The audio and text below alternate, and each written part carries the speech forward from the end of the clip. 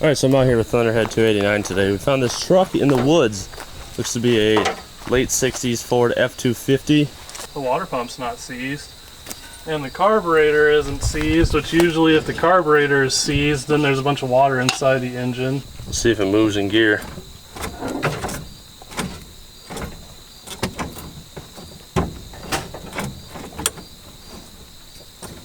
I think those are gears.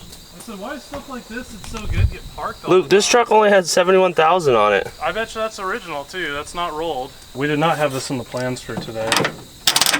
It's got a ground now. Oh, no way! It turned over. Did you see that? Yeah. Tell me you got that. Ooh. Ooh. The more we move it back and forth, it's trying. It's gone farther every time.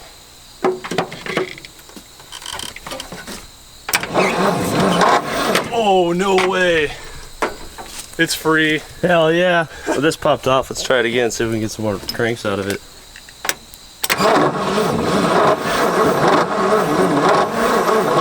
It's been here since '86 or forever, so it's not going anywhere. No one's messed with it too much because people would have stole the tailgate, because that's what people always steal. I mean, sometime we're gonna have to come back here and readdress it if people care. If this video gets 1,000 likes, I will do everything I can to find the owner of this truck and rescue it from this spot to be driven. Totally. That's ridiculous. It's totally doable. You asked for it, we're gonna do it. Under its own power, we're gonna remove this truck from its burial spot today. This week sometime. This thing's been parked for probably off the road 30 years, you think? Oh man, it's been here. It's really sunk into the ground. Window's been busted out forever. It's out here on an abandoned farm, so. With that being said, let's begin.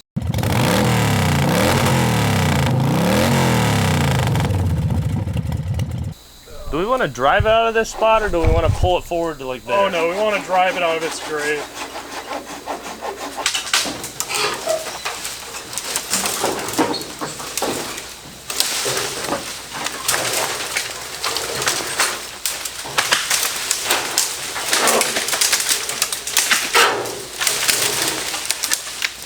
I think they just pulled down a whole tree. Oh boy. She's free. Hey Kevin. Yeah. I'm pretty sure this is like a 2-barrel Ford carburetor rebuild kit sitting here, so. Oh, what the hell? That probably explains why the carburetor looked decent. I bet you someone fooled with it before. There's the accelerator pump. There's a float all smashed to bits. Anyway, that's kind of weird. So that might explain why our carb is so clean in this truck. So I think someone tried to work on it once, probably, and then gave up. Tried to get it going. A long time ago. So. And those gaskets last a while if you just throw them out. So that could be 7 years old. You never know. Who knows? You know, like the fella said, no one's lived here for, you know, like 20 some odd years. So. Anyway. Okay. All right, let's take our hood off. Yeah, let's get the hood off. So it doesn't get bent up or anything, and then we'll go. We can really dig dive into it. Yeah, let's do it.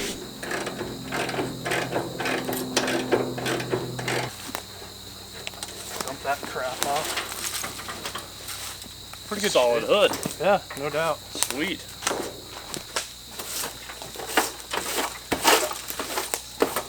All right, so we're digging in here, cleaning some stuff out, getting ready to work on it. I've discovered that there's a date on the oil filter. Yeah, like 7/7/91 it looks like. Is that at 65,000 miles? That's probably the mileage, yeah. What? How many miles does it have now? 65,960. I thought it had 71 on it.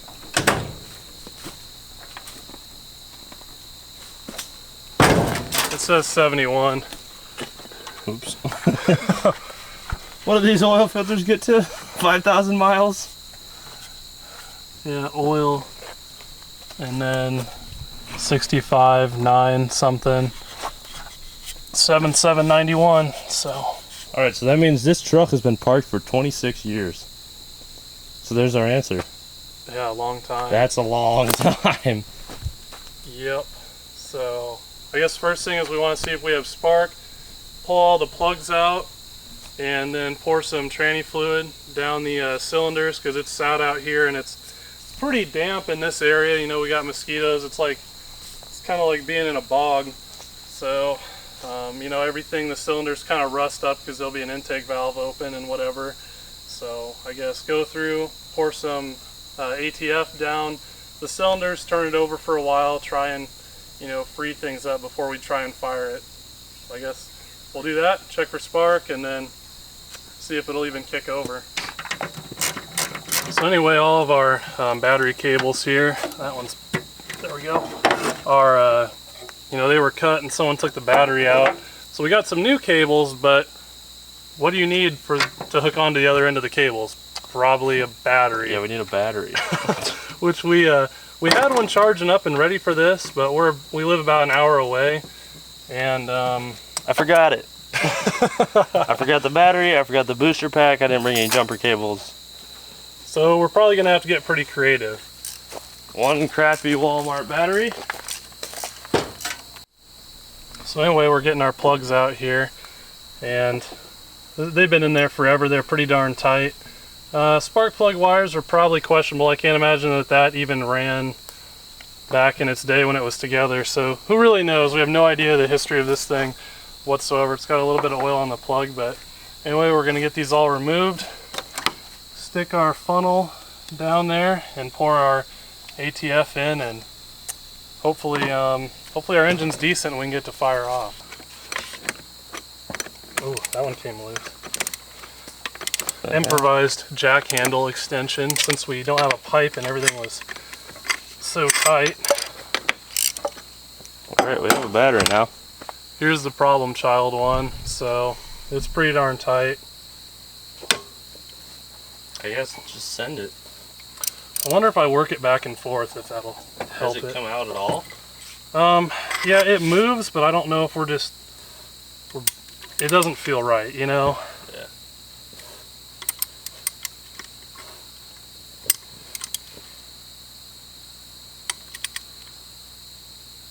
Just coming. Oh, I felt it break free there, or break off. Oh, baby. Come on, girl. Come on. You know what we should have got? New spark plugs. Nah, these are fine. What could be wrong with these? Oh, that's got the spark plug insert on it. Holy crap, we're gonna get it. Yeah, what could be wrong with these? These are fine. This one was pretty tight. That was probably the exhaust valve. This was probably the intake valve. It looks pretty good, actually. It's hard to say, though. So, let's see.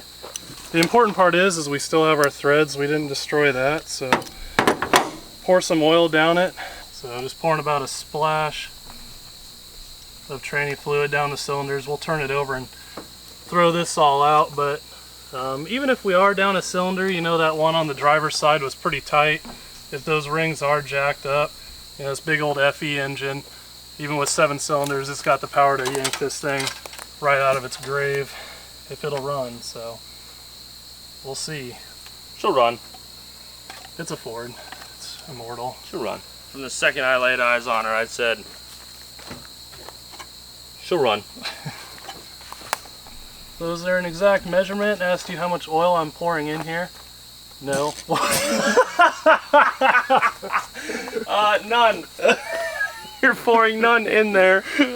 So is there an exact measurement as to how much oil I'm pouring in these cylinders? Not really. We're just going to give it a good splash here and hope that everything gets freed up. To fill it up to the point where even at an angle you can cover the whole piston. Yeah, it's gonna really throw it around here if we get it turning over. So. All right, so we got the battery plugged in up there. We're checking for life. Ooh, that's life. It's doing something, dude. It'll run. The choke's free.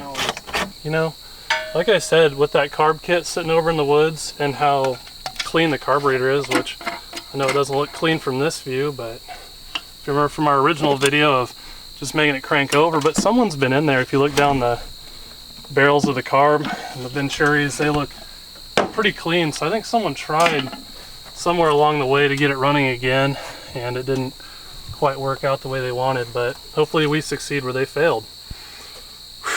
Or probably end up finding why they stopped. Yeah, I'm sure there's a reason. Alright, yeah, let's grab a breaker bar, throw it on the crank pulley, and see if we can spin her over by hand a little bit, get that oil moving around the cylinders. Yeah, before we try and crank it over, that's a good idea. 15/16 like every other Ford that was ever made, which I kind of like.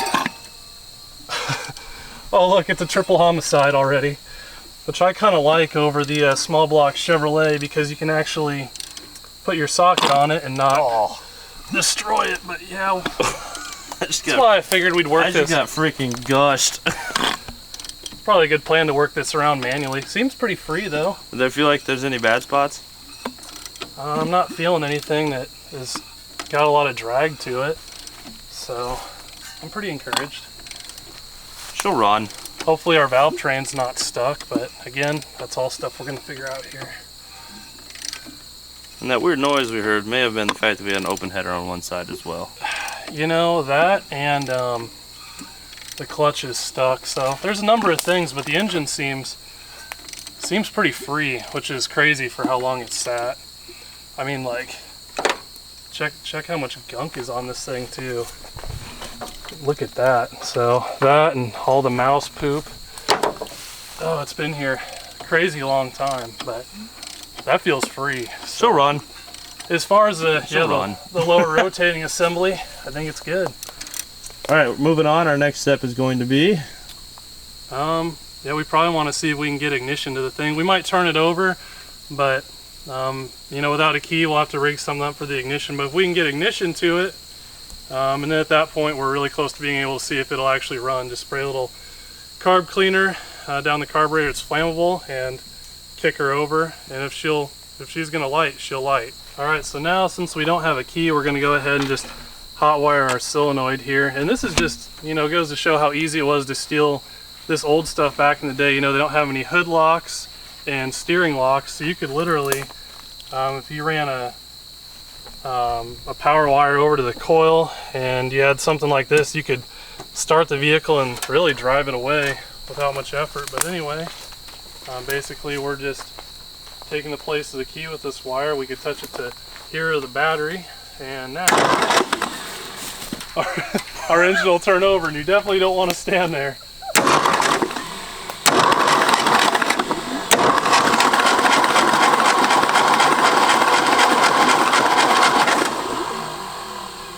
Hey, at least our starter works, so... Oh yeah, that's good. That's a huge milestone. It's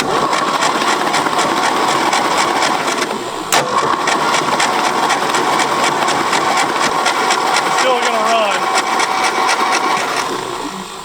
Alright, let's clean some of this off with some brake cleaner and move on. Yeah, triple homicide. So we've almost immediately snapped one of the terminals on the coil when Luke was trying to check it. We decided to see if we can salvage one off of this early 50s Dodge pickup. Yeah, we still got enough threads over there, so if I can just get a... Interesting thing about this motor, this is a 241 Hemi. I think we're going to be successful. There it is. That's what we needed.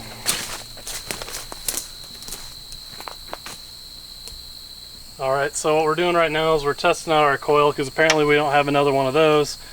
So anyway, what I got going on here is I just directly hot wired the positively of the coil to the battery, and then we threw an auxiliary wire here under the negative side of our coil, and we pulled our original coil plug off here, which goes to the distributor, and we put our spark plug on it. And basically what we're going to do with this wire is when we kind of touch it to a piece of metal, we're basically doing what the distributor's doing and interrupting the coil, and that discharges its spark. So if you see here,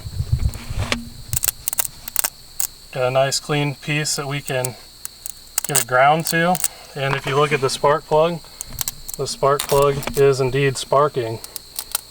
So So at least as far as that goes, our coil's good. So we can hook all that back up the way it's supposed to be, and then turn the engine over and see if our points and condenser are good. Probably sand those off, but there might be potential there. So far so good. Hey, are you kind of seeing that there's some gas Up around the intake? I am. Yeah, there's a lot of it. I bet you that fuel pump's working and it's sucking all the crappy old varnished gas up into the carburetor. So we should probably disconnect the intake line from the tank. Kind of strip this back. This is like some really old school style wires, the stuff that like interferes with your radio and stuff. And we'll wrap it around the spark plug and maybe zip tie it on or some tomfoolery. Whatever, just enough to make it work. Alright, so our exhaust manifold was not hooked up to the pipe. I have the flange and there's no bolts broken off in the holes. So I started to think, dang, I wonder if I could find some bolts for that. And then I remembered that Luke had found these taped up in the interior. Apparently these bolts are important. Look, they taped them up, put them on the dash. Probably needs those to run, eh? Eh? Well, guess what those are for?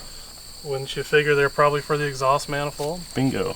I don't think it was ready to die when it went, so give it another chance at life here. Well, she'll go. Yeah, these are definitely it. Alright, so I'm going to get that exhaust bolted back up. We'll move on from there.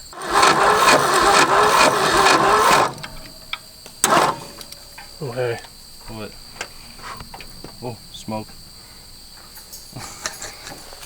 So we turned over our engine with our spark plug here and we weren't getting any spark, but we know our coil's good.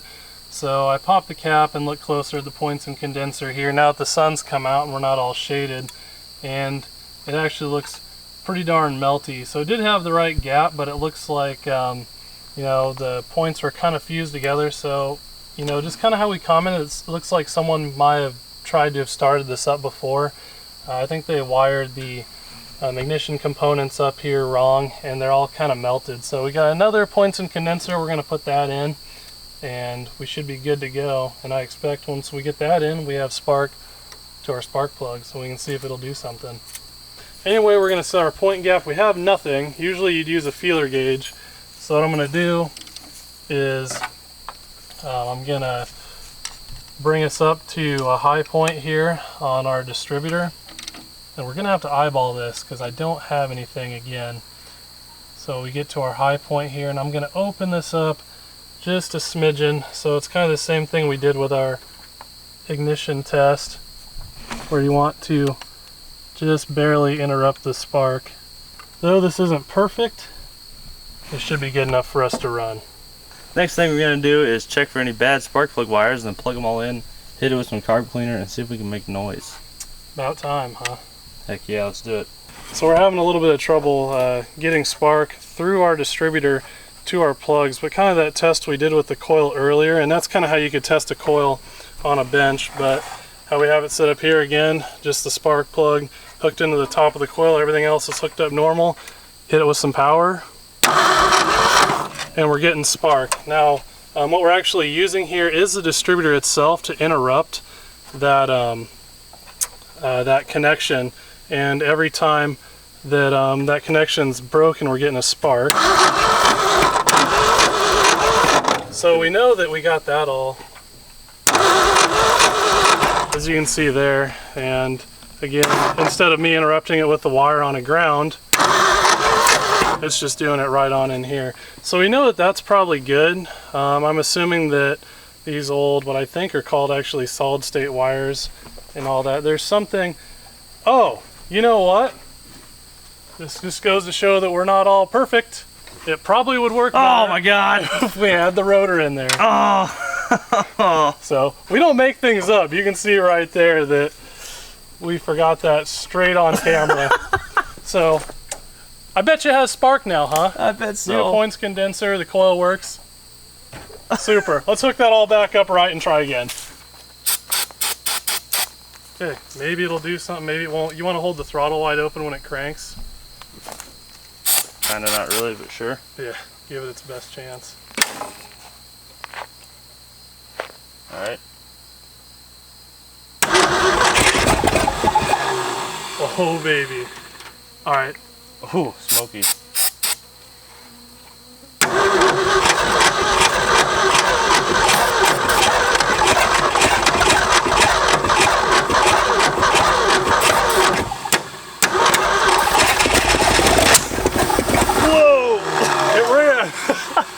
That was a massive fireball.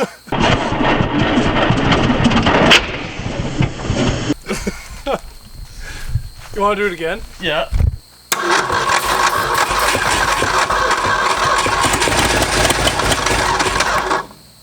Give it some motivation, something at the right flash point. Yep.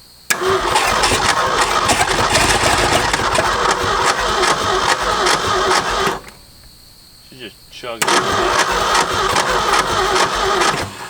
I think I just flooded it with old shit. Whoops. When you turn that accelerator pump, is it pumping gas? Yeah, it's like... Go. Holy cow. Yeah, it's working excellent. Yeah, we might not... If we could drain that old gas out of the bowls and get new gas in it, we could just run this thing. Darn near. Alright.